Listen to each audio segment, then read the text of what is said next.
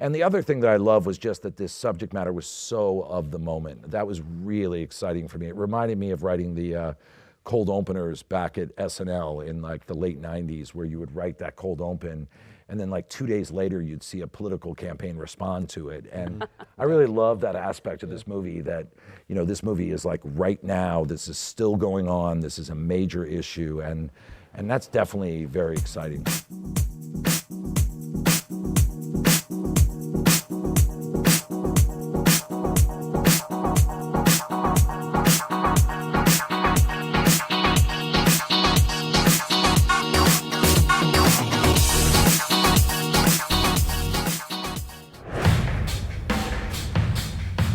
You know what? I'm pissed off. American people are getting screwed by the big banks. And I am getting madder and madder. It's unbelievable.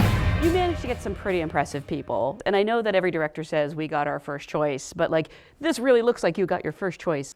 It was crazy. I mean, you know, when I was writing the script, I always have a corkboard next to the computer where like I'm kind of thinking about who I want to cast, and I had these just crazy people up there. And this was the one time where we sent the script out and they all said yes. But everyone talks about kind of the big names in this movie, but I think top to bottom, everyone is just delivering amazing performances. And what was it like for actors who, obviously Steve Carell is, you know, a history of being an improv genius, but somebody like Ryan Gosling, how did he adjust to that? He loved it. I mean, so good. Oh my God, he was That's right here. He was chomping at the bit to improvise. It was half of what you see is like him. It's true. He was just in heaven, the fact that he could do whatever he wanted to do. But you know what I found with these guys who are really well-trained actors is the foundations of improv are the same as acting. They're about listening. They're about respecting your scene partner. They're about playing at the top of your intelligence. And all these guys were so comfortable with it. I'll let you guys respond. Well, I mean, with this, I don't have a background in it at all. And this was really challenging because I came to this with no knowledge or understanding of any of the financial language or concepts in the movie. But really, you're just doing a lot of homework before scenes and having as much as you can in your back pocket to kind of become a crack expert at this stuff. But it's improvised, but I would say there's a lot, you've got a whole bunch of stuff locked and loaded. It was hard to improvise with this language. I kind of knew it, and I would throw stuff out to them, and they would sometimes be like, wait, what did you just say? But Jeremy had terms ready to go. He had done so much research. Ryan had done a fair amount. I feel like Carell had some. Finn did none whatsoever.